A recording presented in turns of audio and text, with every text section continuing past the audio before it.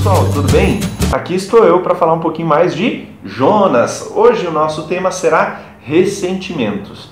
Eis uma perguntinha para você. Você é uma pessoa ressentida? Às vezes a gente passa momentos como esse. E uma velha e útil desculpa para os ressentidos sempre é: eu tenho meus motivos. Pois é, Jonas ele era um camarada ressentido que também tinha seus motivos. E será que Deus considerou seus motivos? Deus não deu a mínima para os motivos dele.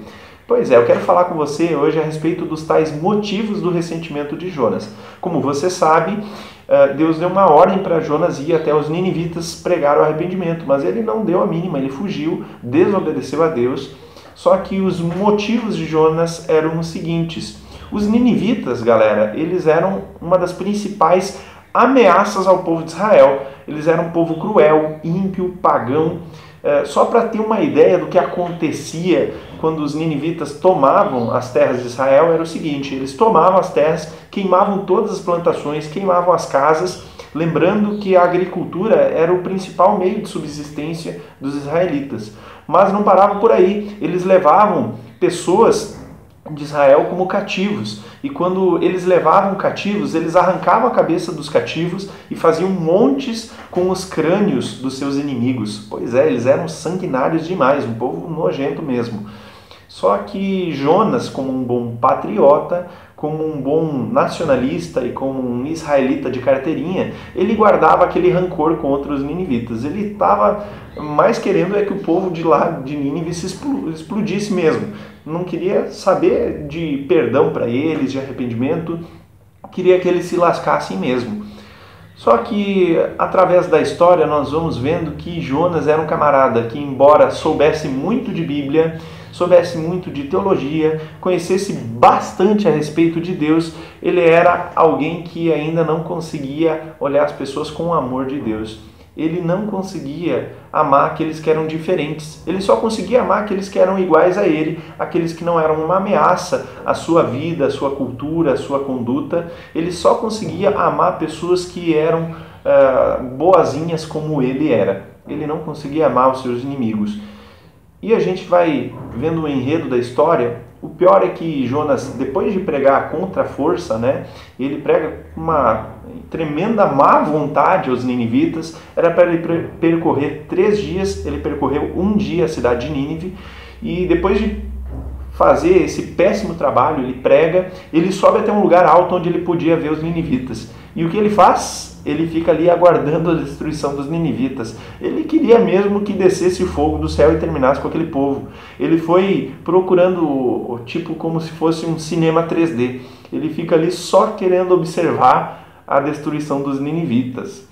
Pois é, Jonas era um camarada ressentido por demais, um coração magoado. E sabe que às vezes isso acontece comigo e com você? A gente tem uma ótima teologia, a gente é cristão, a gente prega do amor de Jesus, a gente fala que Jesus ama a todos, que Deus quer a salvação de todos, mas nós não conseguimos amar a todos.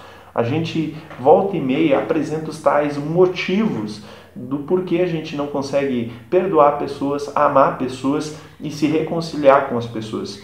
Se a gente for dar uma olhadinha, lá em 2 Coríntios 5, versículo 18 em diante, diz o seguinte: tudo isso provém de Deus, que nos reconciliou consigo mesmo por meio de Cristo e nos deu o ministério da reconciliação. Ou seja, que Deus em Cristo estava reconciliando consigo o mundo, não levando em conta os pecados dos homens, e nos confiou a mensagem da reconciliação.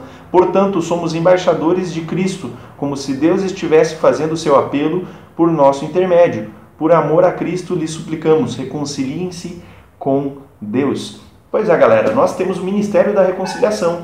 Deus nos amou, Deus nos reconciliou consigo e nos tornou agentes dessa reconciliação. Só que é impossível levar pessoas a Deus se nós não conseguimos chegar a essas pessoas e nos reconciliar.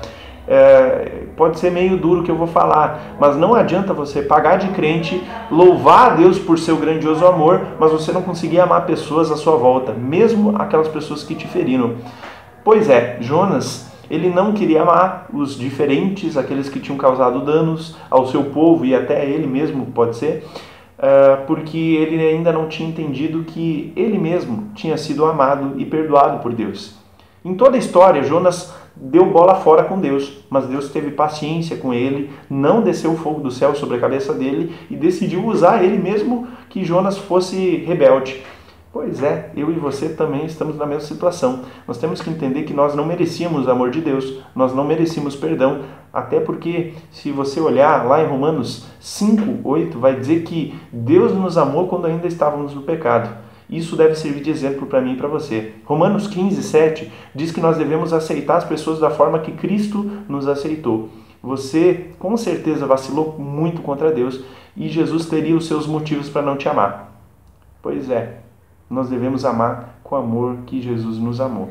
Pare com esse negócio de ressentimento, eu tenho os motivos. Deus, ele não dá a mínima para esses tais motivos, ele só dá uma ordem. Ame sobre todas as coisas, porque o amor que nós devemos usar para com as pessoas é um amor incondicional, ou seja, não tem condições.